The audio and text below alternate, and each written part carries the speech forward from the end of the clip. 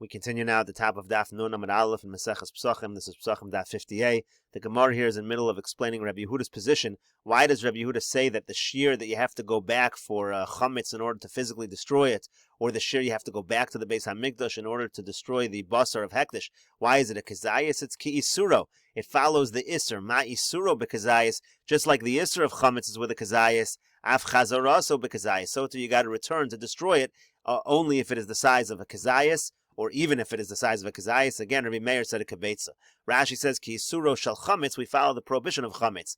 Uvisar kodesh nami, the same applies by the meat of kodesh. Misha nifsal biyotze asr ba'achila. From the time that you take it out of its mechitzos, it then becomes asr ba'achila, that's ki isuro, and we follow that shear. So again, according to Rabbi Yehuda, the amount is going to be a kezayis. Tanya, we learned in a brayser, Rabbi Nosson Omer, Rabbi Nosson says, Zev v'zeh kishtei beitzim. When it comes to both the issue of chametz and the issue of Basar Kodesh, the shear is going to actually be two beitzim, 2 eggs. That's the amount you need to return for, again, to physically destroy the chametz, or to burn the pasul meat in the area of the Beis HaMikdash. V'lo hodu lo chachamim, but the chachamim did not agree to this pshat. Gemara now darshans a pasuk. It says in the pasuk, V'haya bayom ahu lo yiyeh, or it will be on that day there will be no light. Yekaros v'kipon. There's going to be clouds and there's going to be thickness. Rashi over here says Yekaros v'kipon.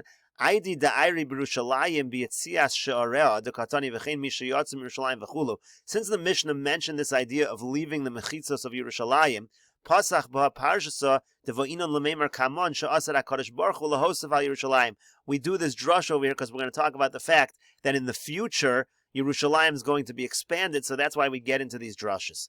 So the Gemara asks, Ma yekaros v'kipon. What does it mean there's going to be this cloudiness and this thickness?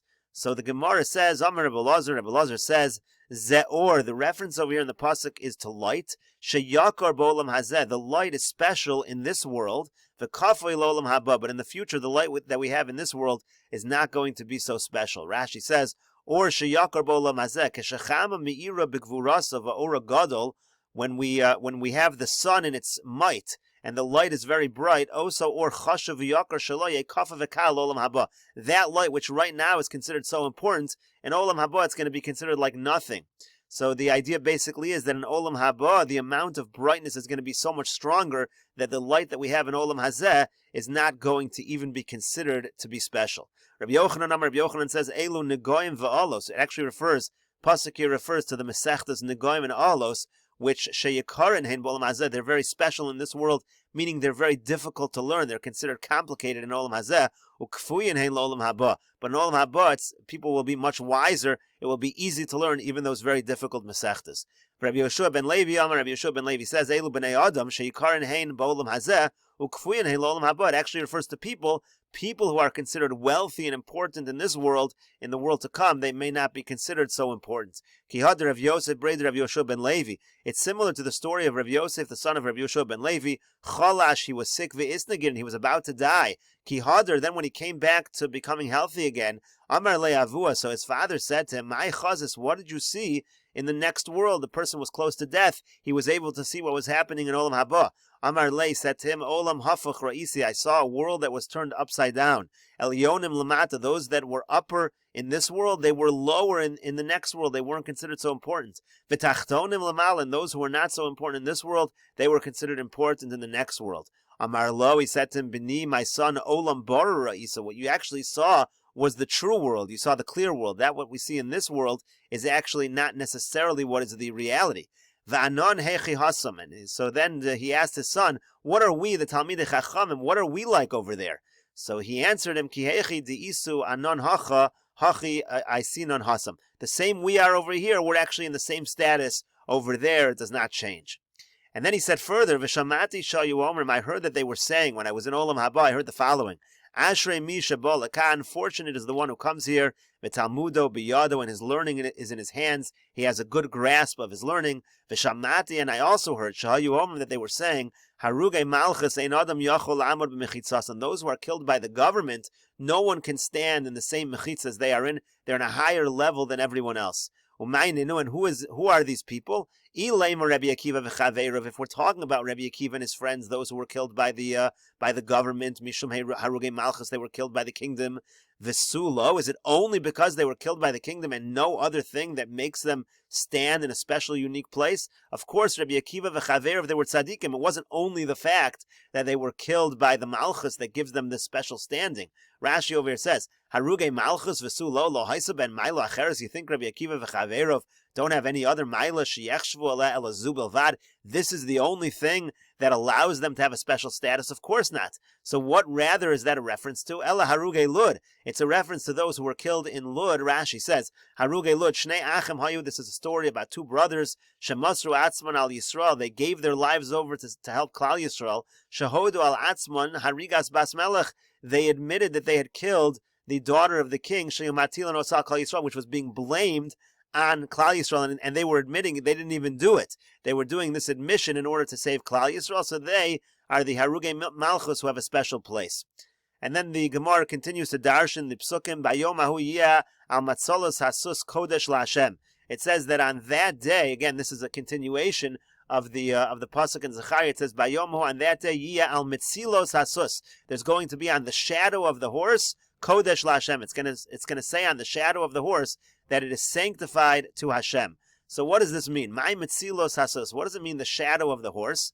Now, the idea of the shadow of the horse, as we're going to see, is that when a horse is at Chatzi Hayom, or when anybody is at Chatzi Hayom, when you're at noontime, the shadow disappears. There's no longer a shadow being cast from the sun because it's right above you. So that's the Gemara is going to give various explanations along these lines. Amar Rabbi Yoshua ben Levi says, Asir HaKadosh Baruch Hu lahosif al Yerushalayim. In the future, HaKadosh Baruch Hu is going to add on to the size of Yerushalayim. It's going to be so big, ad shahasus ratzu matzil, to the point where if a horse is going to run all the way to midday, he won't be able to traverse the entire space of Yerushalayim. Rashi says, Keshir merutzas hasus ad chatzi hayom. The amount that a horse can run until halfway through the day, that's going to be how large Yerushalayim is. It's going to take up that much space. That's the first explanation. Rabbi Lazar says, Kol mitzilos shetolin lusus bein einav. It's a reference to the decorations, the ornaments that they hang on the horse between his eyes. Yiyah kodesh LaHashem. All of those are going to be sanctified to Hashem. Rashi says, Kol mitzilos kolomar shetolin lusus lenoi lekashkes lashon mitzolosayim. It's a language of ornaments, of beauty. Yiyah kodesh LaHashem. They're all going to be sanctified, meaning sheyisnadvu Yisrael nidvosein lemikdash. The idea basically is the Klal Yisrael will make donations to the Beis HaMikdash. There's going to be a lot of wealth, and they're going to donate all of these items into the Beis HaMikdash. That's Rabbi Lazar's pshat. For Rabbi Yochanan, Rabbi Yochanan says, Kol biza shebozes in Yisrael. Any spoils that Klal Yisrael get from the war, ad shah shasus ratzu matzil, until again noontime, the hour where the horse is running to, Yiyah kodesh LaHashem, those will be sanctified. And Rashi explains, Kol biza sheyibozu Yisrael min hanachrim biyom echad ad chatzos. All the spoils the Jews get from the non-Jews in a war, all the way in one day until Chatzos, Yiyu Kodesh LaHashem, again they'll be sanctified, Sheyavium Nedavel HaMikdash. They're going to be brought as a donation to the Beis HaMikdash. Again, an indication of the wealth that's going to be in the future. That's the idea of this pasuk. So the Gemara says, B'shalama leman da'amar kol biza shebazazu Yisrael. It makes sense, according to the one who says that this is a reference to the spoils of war, which will be donated to the Beis HaMikdash. Hainu dichsiv, that makes sense what it says in the pasuk. It says, V'haya hasiros beveis Hashem kimizrakim lefnei HaMizbeach. It says that the pots in the Beis HaMikdash are going to be as fancy as the basins that are in front of the Mizbeach. Meaning there's going to be a lot of wealth that's going to be donated to the Beis HaMikdash. Rashi over here says, Hasiros kimizrakim, Af hasiros yu shel kesef shel zav. The idea is that the pots, even the pots, are going to be made of silver and gold. Shetehesham biza rabel hektish. There's going to be a great amount of spoils of war for hektish. That makes sense. You're talking about a large amount of items that will be donated to the Beis HaMikdash. That's why the pasuk goes on to say the siros will be like the mizrakim. But according to the ones who say the other two items, that it's going to be a reference to the fact that Yerushalayim is going to be expanded, or it's going to be a reference to some of the ornaments that the horse has that are going to be donated to the Beis HaMikdash.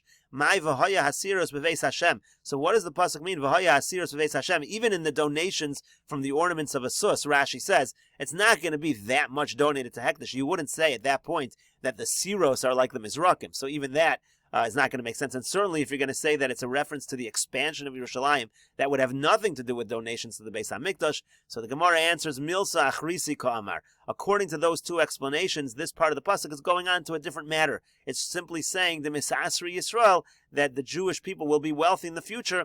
Umisnadvi umaisi. They're going to make donations. They're going to give. It has nothing to do with the first part of the pasuk about the Metzilos Hasos, but it means in general there's going to be wealth in the future. The Gemara says, Bishlama Laman Damar Biza. Furthermore, it's good according to the one who says that it refers to the spoils of war. Hainu Dechsiv, that's what it means when it says in the pasuk, V'lo yiyah Kenani od beveis Hashem tzvakos. There's no longer going to have to be merchants in the Beis HaMikdash. Rashi over here says, Kenani lo yiyu tzrichin gizborin laso sechora b'nichse hektish. You're not going to need a gizbor, an appointee, to do business with the property of hektish. Lefi sheyehei osher gadol min habisa. There's going to be so much wealth from the spoils, it's not going to be needed anymore to do this kind of business. The Kenani over here is a reference to these merchants. The Gemara will explain that. So in any case, that makes sense. There's going to be a massive amount of wealth. But again, according to the other two explanations of what the pasuk means, Mai v'lo yeh Kenani, what does it mean? There's not going to be merchants. Amar Rabbi Yirmiyah says the word Kanani over here should be read Ein Kan Ani. There's not going to be any more poor people. There's not going to be any more poverty. That's what it means. V'lo yeh Kanani. It's just a merging of those three words. Ein Kan Ani. The word Kanani is Ein Kan Ani, a reference to the fact that in the future there'll be a lack of poverty. Kanani Minolan Dikri Tagar. So the Gemara asks, how do you know the word Kanani here refers to a merchant? Maybe it refers to just a Kanani, someone from the land of Canaan. So the Gemara says, no, there's a pasuk. The pasuk says, Vayarsham Yehuda Bas Ish Kanani. It says that Yehuda, talking about Yehuda from the Shvatim, he saw the daughter of a man who was a Kanani. Now, what does that mean? My Kanani. What does it mean over there that he saw the daughter of a man who was a Kanani? Ilema Kanani Mamish. If it means that he really saw the daughter of a Kanani, Efshar bo Avram v'Hizras Yitzchak, is it possible Avram warned Yitzchak not to marry a Kanani, but Yitzchak v'Hizras Yaakov, and similarly Yitzchak warned Yaakov not to marry a Kanani, v'Yehuda Azal v'Nasav, and now Yehuda goes along. This pasuk says he married this Basish Kanani. It means he married the daughter of a Kanani. Is that possible? Elohim Rabbi Shimon ben Lakish, rather Rabbi Shimon ben Lakish says, Bas Gavra Tagra. It means that he married the daughter of a merchant. Techsiv, like the pasuk says, Kanan biyado moznei mirma. The merchant has in his hands the scales, the weights that are false. So that's a reference to a merchant in using the word Kanan. Or you could have, if you want, you could have another source. Asher socharea sarim Kananeh nechbadei aretz. Again, it says the Kananeh, the merchants are the honored ones of the land. And the Gemara continues at the two dots. V'haya Hashem l'melech al kol haaretz bayom hahu yeh Hashem echad u'shmo echad. The pasuk says, again, this is a pasuk in Zechariah. It says Hashem will be king over the whole world. Hashem will be one, and His name will be one. So the Gemara asks, Atu ha'idna lav echadu. Nowadays Hashem is not one. Only in the future Hashem will be one. So the Gemara answers, Amar Rabbi Acha bar Chanina. Rabbi Acha bar Chanina says, Lo ka'olam hazeh ha'olam haba. It is not like this world, olam haba. Ha'olam hazeh, in this world, al besuras tovos, on good news, Omer baruch hatov v'ametiv, the person makes a bracha of hatov v'ametiv, al besuras ros, and on bad news, Omer baruch dayan ha'emes. The person says the bracha of dayan ha'emes. There are two brachas in olam hazeh that are said when it comes to news. Li'olam haba, but in olam haba, in the future, kulo hatov v'ametiv, there's not going to be any besura ra, there's not going to be any bad news, so there's only going to be one bracha of hatov v'ametiv. That's what it means to say when it says Yiyah Hashem echad, there's only going to be one. Ushmo echad, and what does the pasuk mean when it says that His name will be one? My echad, what does it mean one? Ato ha'idna lav shmo echad, isn't HaKadosh Baruch Hu's name one nowadays? Amar Rav Nachman bar Yitzchak. Rav Nachman bar Yitzchak says, Lo ka'olam hazeh ha'olam haba. Again, it is not like this world, the next world. Ha'olam hazeh nichtav b'yod hei v'nikra b'alef dalet. In this world, Hashem's name is written yod kei vav kei, but we pronounce it with alef dalet. We pronounce it adoshem. Avol li'olam haba, but in the future, kulo echad, it's all going to be one. Nikra b'yod hei v'nichta b'yod hei. It's going to be read as yod kei vav kei and will be written as yod kei vav kei. It's going to be read the same way that it is written. Sava Rava l'midrash b'pirka. Now Rava thought to publicly say out the real name of Hashem, Yud Kei Vav Kei.